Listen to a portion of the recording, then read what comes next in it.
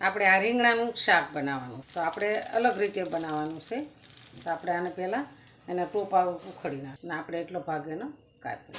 હવે આપણે આની અંદર પાણી એડ કરવાનું, કાપા પાડીને આપણે આવી રીતના ઊંધા મૂકી દેવાના, એટલે રીંગણું કાળું ન પડે. હવે આપણે આને સાઈડમાં રાખીએ. આપણે હવે મોટા મોટા પીસ કરી નાખશું.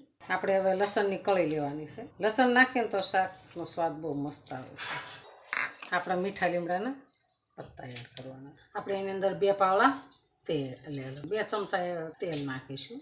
એની અંદર આપણે થોડુંક જીરું એડ કરીશું. હવે આપણે એમાં લસણ લીધું હતું ને 3 કળી, અને આપણે કટિંગ કરી નાખીશું. એ અંદર એડ કરી દઈશું. આપણે આ 2 મરચાં નાખીશું, મીઠા લીમડાના પત્તા, આ ટમેટા, હિંગ નાખીશું.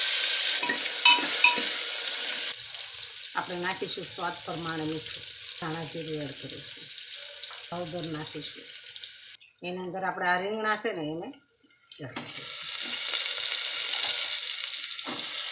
અને આપણે આવી રીતના મસાલો મિક્સ કરી દેવાનો. ભરેલા રીંગણા હોય ને એને એક મૂકે એવું શાક થાય. થોડીક સ્વાદ પ્રમાણે ખાંડ નાખીશું. વાવ, સરસ થઈ ગયું.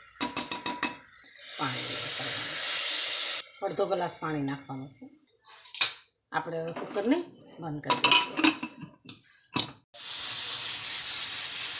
કમ્પ્લીટ 2 સીટી થઈ ગઈ છે. તો આપણે થોડી વાર એને ગેસ બંધ કરી અને રહેવા દઈશું, પછી આપણે ઉતારીશું. શાક સરસ તૈયાર છે. આપણે એની ઉપર કસ્તુરી મેથી નાખીશું તો શાક બની ગયું છે.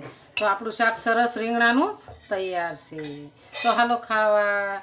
જો અમારો વિડીયો ગમે તો લાઈક, શેર અને સબસ્ક્રાઈબ કરી દેજો. રાધે રાધે.